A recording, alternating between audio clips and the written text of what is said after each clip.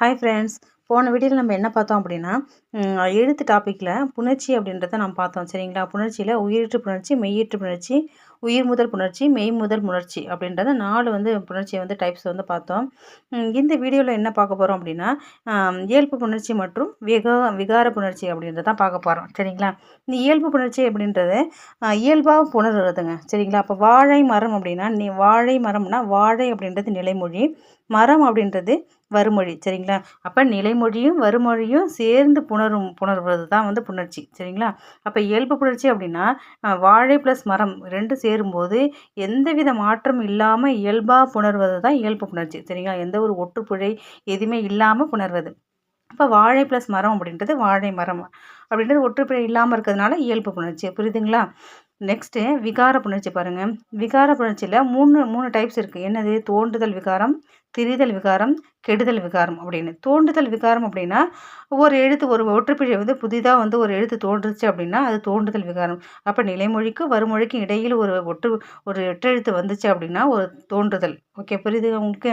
அப்போ தமிழ் ப்ளஸ் தாய் அப்படின்றத பிரிச்சிருக்காங்க பாருங்கள். தமிழ் ப்ளஸ் தாய் ஈக்குவல் டு தமிழ் தாய். அப்போ உள்ள என்னது? இத்து அப்படின்ற ஒரு எழுத்து புதிதாக தோன்றி இருக்குது இல்லையா, அது தோன்றுதல் புணர்ச்சி.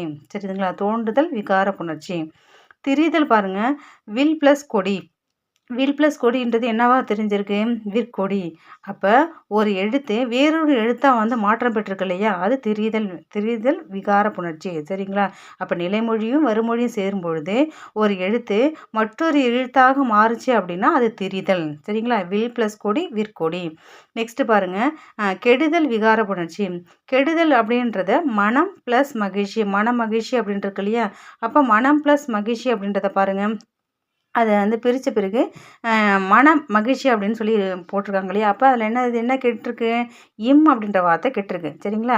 அப்போ நிலமொழி வருமொழி சேரும்போது இம் என்ற ஒரு எழுத்து கெட்டுருச்சு அப்படின்னா அது கெடுதல் விகார புணர்ச்சி. புரியுதுங்களா உங்களுக்கு? விகார புணர்ச்சியில் 3 டைப்ஸ் இருக்குது. தோன்றுதல், திரிதல், கெடுதல். சரிங்களா? ஒரு எழுத்து புதுசாக தோன்றுச்சு அப்படின்னா தோன்றுதல் விகாரம்.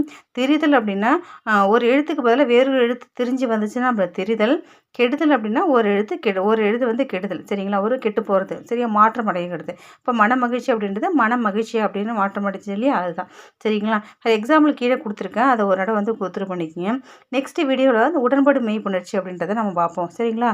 இந்த வீடியோ உங்களுக்கு பிடிச்சிருந்துச்சி அப்படின்னா லைக் பண்ணுங்கள், ஷேர் பண்ணுங்கள், சப்ஸ்கிரைப் பண்ணுங்கள் ஃப்ரெண்ட்ஸ். இதை கண்டினியூவாக ஃபாலோ பண்ணுங்கள்.